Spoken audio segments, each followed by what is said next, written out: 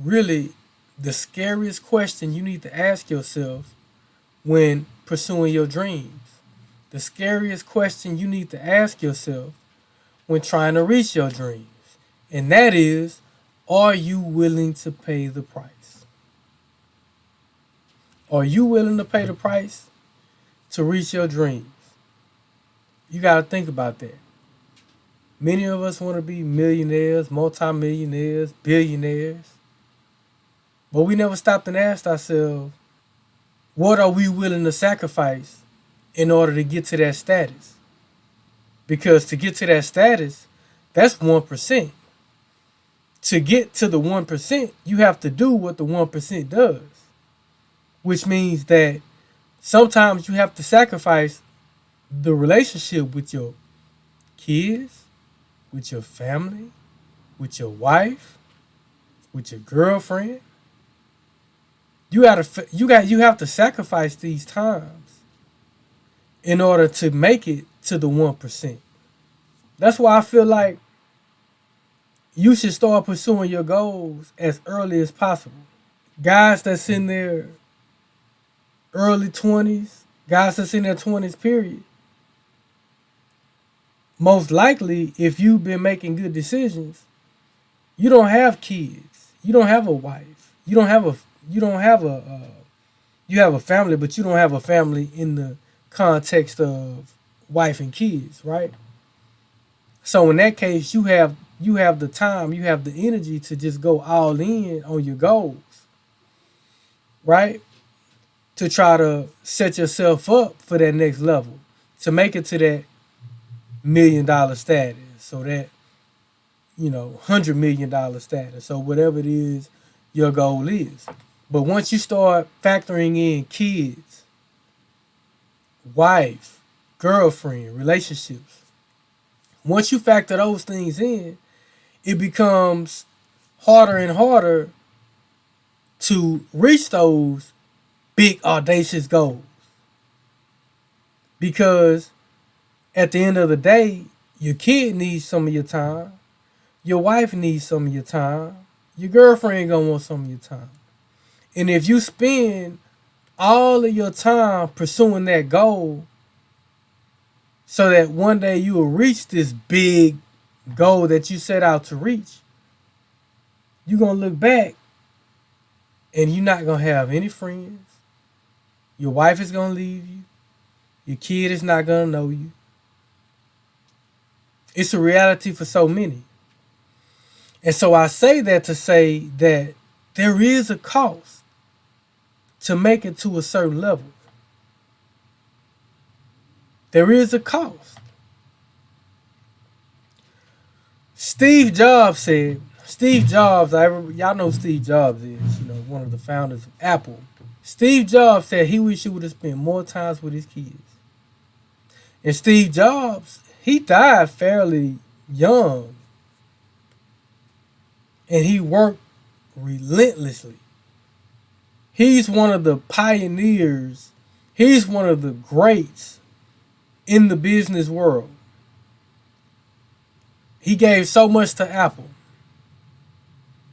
but so little to his kids. And I would even go as far as to say so little to his wife. Because it takes that kind of sacrifice to make it to the level that he made it to. But it didn't last long.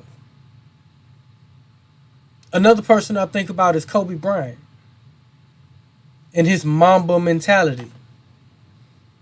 Kobe Bryant was probably hands down one of the hardest working athletes ever in the history of athletes.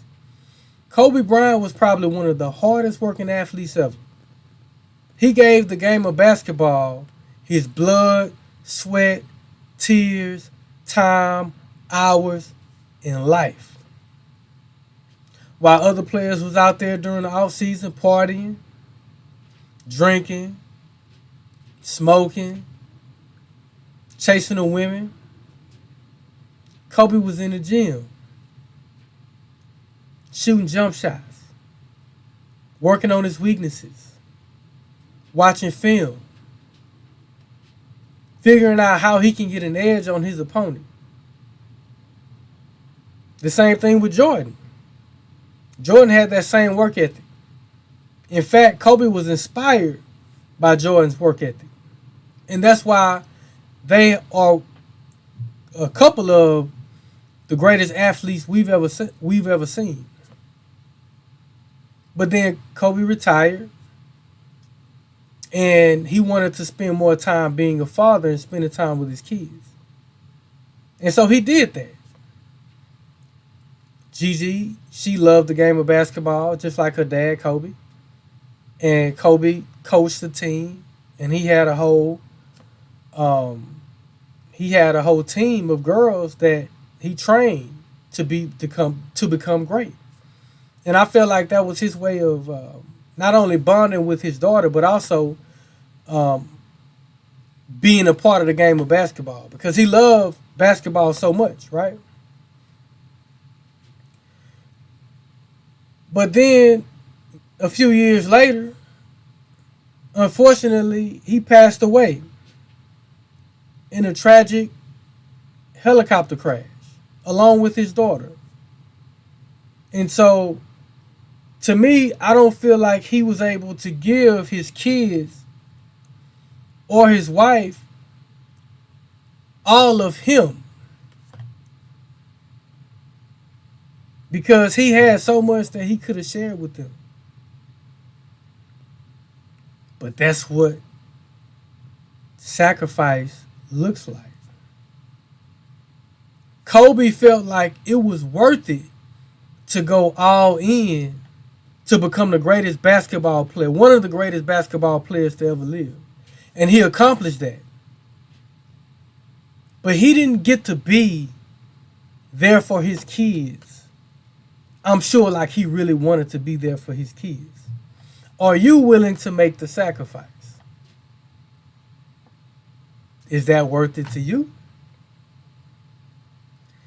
I know in my life, probably around 2013, 2014, I found myself in a position with a young daughter, where I had a job, but I wasn't making enough money. And so I had to do something to supplement that income. And so I started a business. I think my daughter was 3 or 4 years old. And I worked for years and years and years to build this business up. And eventually I built it up. It was a one-man band business. And I built it up to $100,000 business while I was still working my regular 9 to 5. I had my side business that I grew up to a six-figure job, a six-figure business on the side. And I actually began to make more money on my side business than even on my job. But I had to make a sacrifice. I sacrificed a lot of time with my daughter that sometimes I look back and I'm like, man, I was at home working and my daughter was at home with me, but I was just out there getting it. I had a custom furniture business. So I had like a wood shop out in my garage, and just, and I was just trying to just make sure that my family was good. And I sacrificed so much, man. And now I have a 2-year-old son. Now. And so I'm a little bit older in life. And so what's important to me now is still getting it, but not to the point where I want to sacrifice time spending with my son, because that's what I enjoy the most. My son, while he's 2 years old, dad is still his hero. My daughter, she's 14 now. Yeah, she loves dad, but she's a teenager. She don't want to be sitting up under dad every day. She want to go with her friends, her teenager friends. You know? And some could say, well, you missed the boat on that one. And I don't believe that. But I understand teenagers because I was a teenager once. And I didn't want to be up under my parents. I wanted to be with my friends. But my 2-year-old, he wants to be up under me. He wants to be with dad. And so I can do this thing all over again with my 2-year-old and really just make up that time with him. But I still have ambitions. I still have goals. It's just, what am I willing to sacrifice? What is my number? This is one of the things that I found that helped me. I have a number where I'm cool with. I don't have to have $100 million. I don't have to have $1 billion. I don't have to have that. I have a number to where I can do everything that I want to do, live the life that I want to live, and still have time to spend with my child and my wife and my family. And so I'm a little bit older in life, but I say all that to say for some of you younger guys, you can be more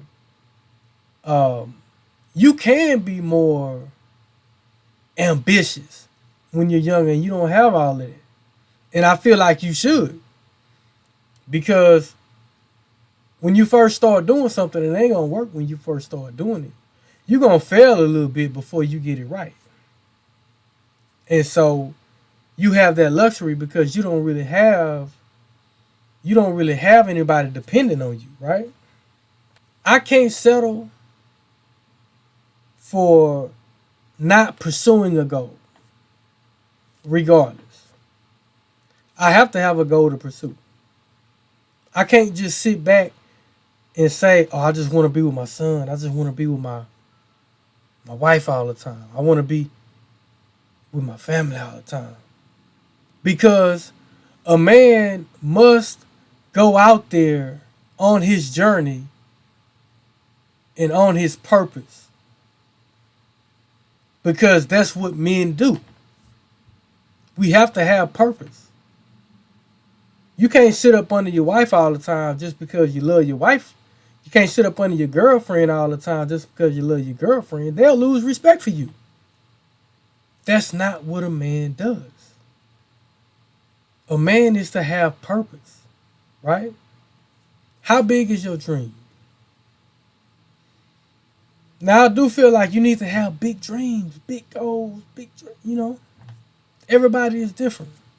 Because if you dream big, even if you miss that mark, you'll fall maybe somewhere in the middle. And then you will still be good. So you gotta have, you want to have big dreams. Many people want to have big houses, big cars, fancy cars. They want to have that mansion. But then really think about it. Because I wanted them things too. When I was younger, I wanted all of these different cars. I wanted a big, huge mansion on the ocean, right? I wanted it to be dripped in all kind of diamonds and all of this and all of that. That's what I wanted. It was all materialistic. But as I got older, I realized the bigger house, the bigger mansion I stay in, and I got a small family, what would happen? Everybody would have their own space.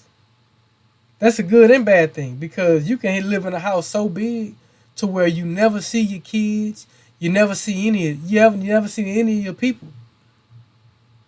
And that big house actually divides you. Versus a more modest house that when you go down and make you some coffee or something or go to the living room or the game room or wherever, man, you run into your son, you run into your daughter. You don't want a house so big to where you don't never see your people. Maybe you do. I don't know. Everybody different. I guess I can only speak for myself.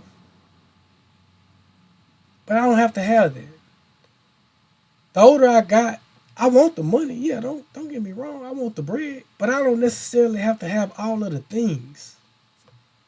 You know, one of my biggest dreams was to buy a nice house, not a McMansion or a mansion, just a beautiful, nice house, a good size house, right? Because I grew up in a small country town where we didn't have 2 stories in our town. If you lived in a 2 story, like my mom was from the country, my dad was from the city in Houston.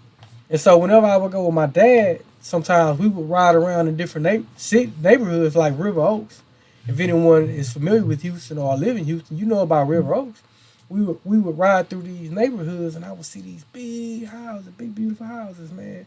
And so as a kid, one of my biggest dreams was, man, I want a nice size house when I grow up. 2 story. For me. It was a 2 story. Right. I grew up. I was a country kid. So I finally I bought me a nice, beautiful house in a nice neighborhood. It's not a McMansion, but it's a nice size house. It ain't a small house. It's a nice size house. It's a beautiful house, and I love it. I'm cool with that. You know, I don't want to be a slave to things, right? I don't want to be a slave to things. You don't want to get caught in a materialism trap. Because then as I got older, I thought about it. I said, man, when you shining like that so hard, especially if you in a big city, somebody gonna try you. Somebody gonna try you. Unfortunately, you can't go out dripped in diamonds and in jewelry and pulling up in Lambos and wearing designer clothes without having a target on your back. Do you want to live your life like that? I don't. That's why I understand why so many ultra rich people do their best to look broke. Steve Jobs wore the same type of outfit every day. Mark Zuckerberg wears the same type of outfit every day. I think it's a black t-shirt and blue jean pants. That's actually my favorite outfit. As you can see now, I got a black shirt on and I got some blue jeans on. And they wear regular shoes. They don't wear designer shoes. They try their best to look broke. Man, when I was really like making some good money, to me, with what I consider good money, and because I had a wood shop and I made custom furniture, I would ride around in my work van, which was it was a grand caravan that I took out all the seats and it was just a back cargo area. And I would go to Home Depot and Lowe's and I would be my clothes would be stained in paint all the time. You know, my vehicle wasn't fancy. But during that time I was making more money than I ever made in my life. You wouldn't have knew that by looking at me.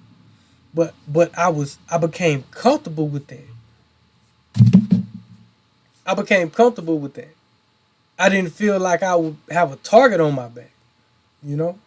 And then the reality of it is, once you make it to a certain level, many people who make it to that level or who make it to that goal, they ask themselves, after the moment, because you enjoy the moment, is this all it is? Is this all it is? So I ask you again, are you willing to pay the price for whatever it is you're trying to accomplish and set out? That's a question we all got to ask individually. So I'm going to leave you with that. It's your boy B Straight. Like, comment, subscribe. You know what I'm talking about? Holla at your boy, and I'm going to catch you on the next one.